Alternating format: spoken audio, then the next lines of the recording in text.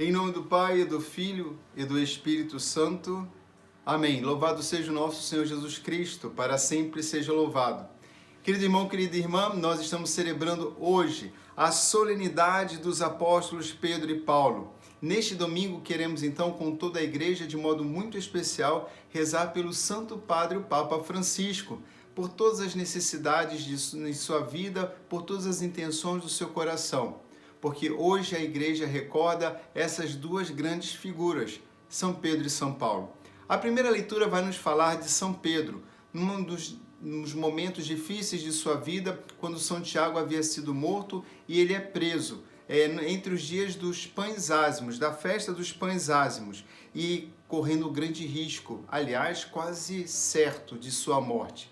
São Pedro está preso, vai nos dizer a leitura, a escuta da palavra de Atos capítulo 12, de 1 a 11, que São Pedro estava guardado por 4 grupos de soldados, cada grupo formado por 4 soldados, e ele ainda dormia entre 2 soldados, e São Pedro estava acorrentado. Em toda esta condição realmente bastante angustiante de morte, ele dorme, a ponto que o anjo tem que acordá-lo. Ele não está angustiado, não está pensando no seu sofrimento que virá, porque está entregue, com o coração entregue para cumprir em tudo a vontade do Senhor. E a igreja orava por São Pedro. Temos na segunda leitura, na segunda carta a São Timóteo, no capítulo 4, São Paulo fazendo uma despedida, está preso. Quase uma conclusão de sua obra, ainda não é o final, mas poderia ser, o preso poderia morrer. Diz assim São Paulo: já estou para ser derramado em sacrifício, aproxima-se o momento da minha partida. Combati o bom combate, completei a corrida, guardei a fé. E diz ainda: estou agora preparado, pronto para receber a coroa da justiça, que o Senhor justo juiz me dará naquele dia, no momento de minha morte, de minha Páscoa, de minha passagem.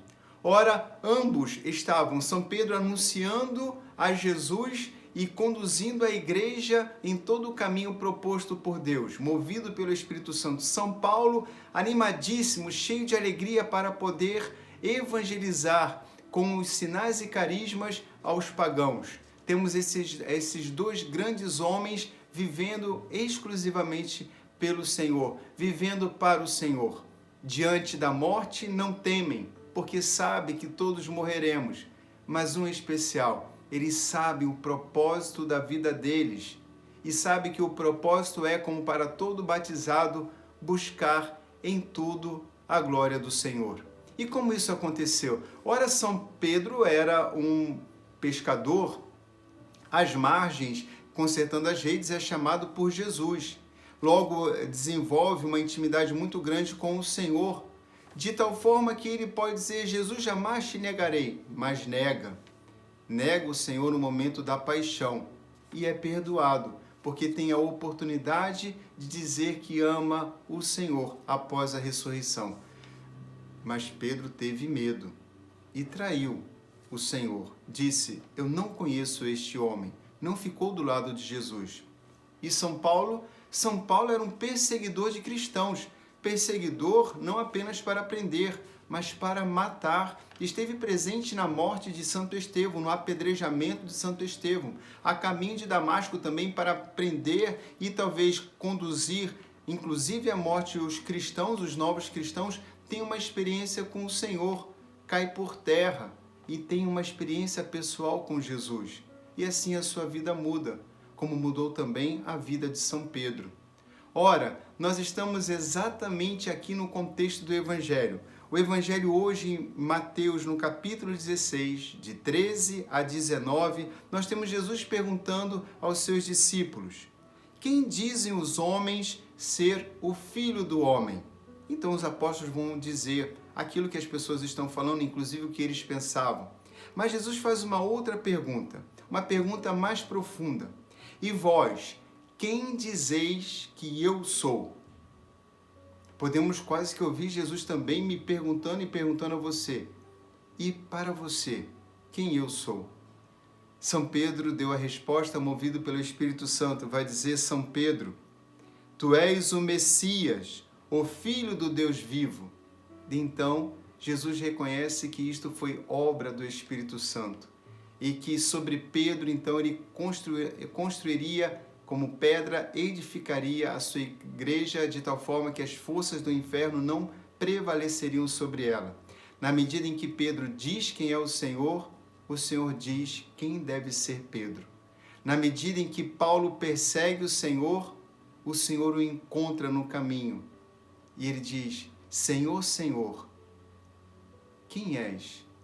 Sou aquele que persegues, aquele que me persegues. Por que me persegues, Paulo? A partir dali, ele continuará sendo um perseguidor, mas para salvar vidas e não para tirá-las. A partir daquele momento, Pedro assume todo um caminho de conversão, como também São Paulo, ambos para servir o Senhor. Que hoje, de modo especial, a igreja, chamada a viver de modo profundo a unidade, sobretudo na doutrina e na vida de oração, uma mesma doutrina, uma vida contínua de oração, sobretudo sacramental, em torno da Eucaristia, levando a todos os povos o Evangelho sem temer. Então eu posso ter uma pessoa de uma religião e de outra. Por que não falar de Jesus? Nenhuma dessas religiões apresenta Jesus como Senhor. Nenhuma dessas religiões nos propõe vivemos uma grande comunidade de fé.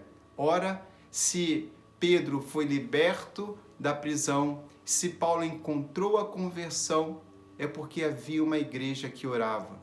Logo, não é possível ser um cristão autêntico se não estarmos também enraizados numa comunidade, no meio da qual experimentamos o amor de Deus pela comunhão, pela Sagrada Eucaristia, pela confissão dos pecados, pela convivência familiar, mas, sobretudo, numa igreja, numa comunidade, numa paróquia, na qual possamos, numa nova comunidade, possamos anunciar com destemor que Jesus Cristo é o Senhor. Abençoe-vos o Deus Todo-Poderoso, Pai, Filho e Espírito Santo. Amém. De todos os temores me livrou o Senhor Deus.